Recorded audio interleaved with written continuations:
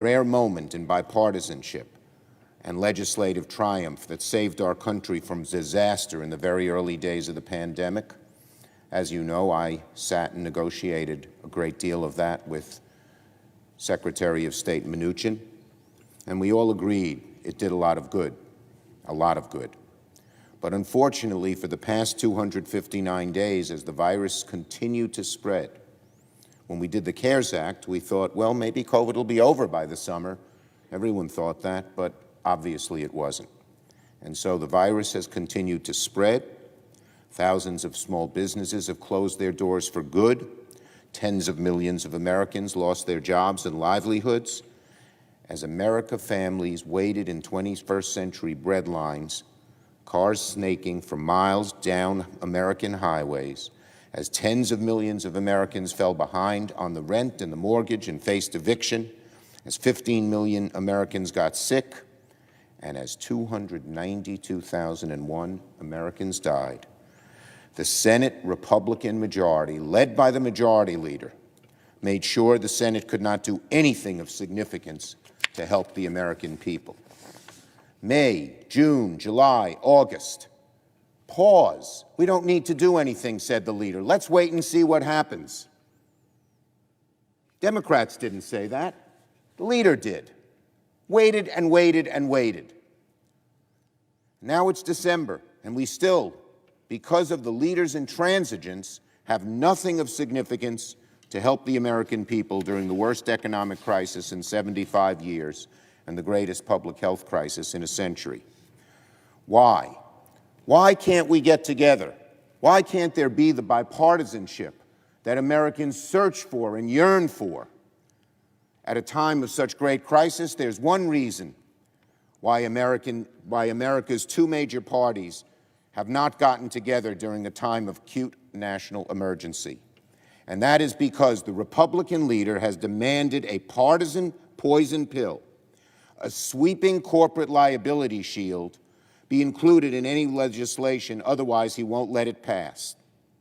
Sounds like an exaggeration, but that's what the leader has said. Quote, he said, "We're not negotiating over liability protection," the leader said on July 28th. Quote, "I'll be responsible for putting the final agreement on the floor, and as I said, it will have liability protection in it. We're not negotiating with the Democrats over that."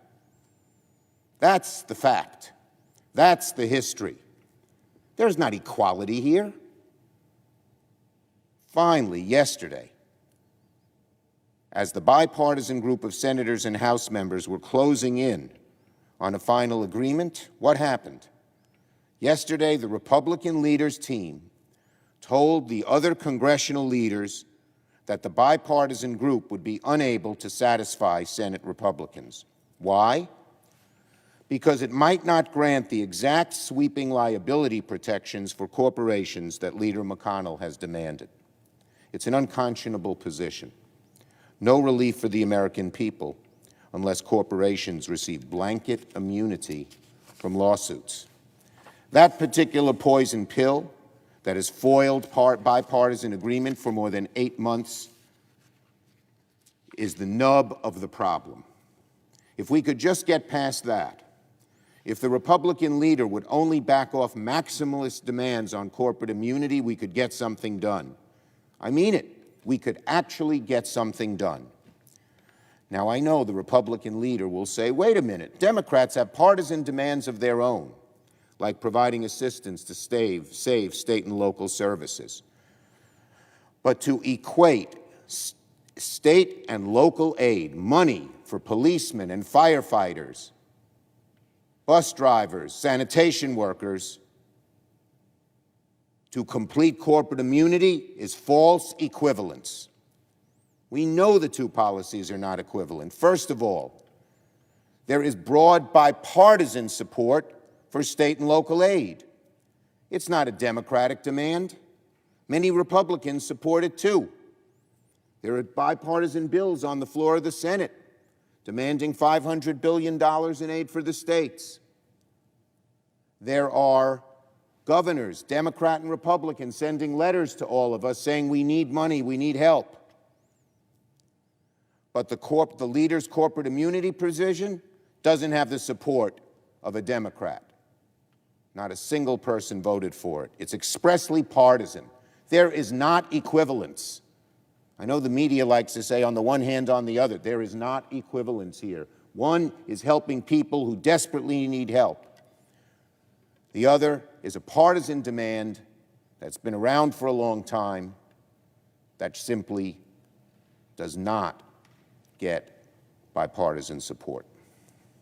State and local aid is a solution to a real and urgent problem.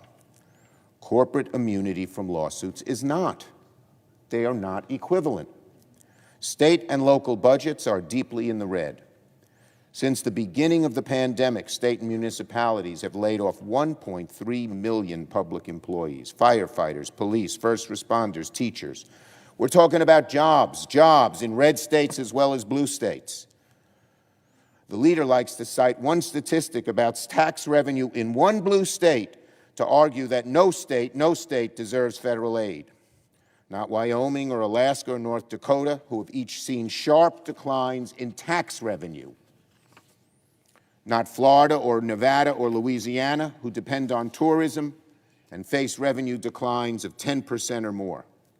State and local aid is a real and urgent problem. It's not abstract. It's people and it's workers. PPP that helps small businesses, one of its main rationales, an important one, something I agree with, prevent workers who work for small businesses from being laid off. What is the difference between a worker being laid off by a small business because they don't have funding or a worker being laid off from a state and local government because they don't have funding? There is no difference. There is no difference. And the leader's corporate immunity provision, on the other hand, is a solution, ideological, in search of a problem.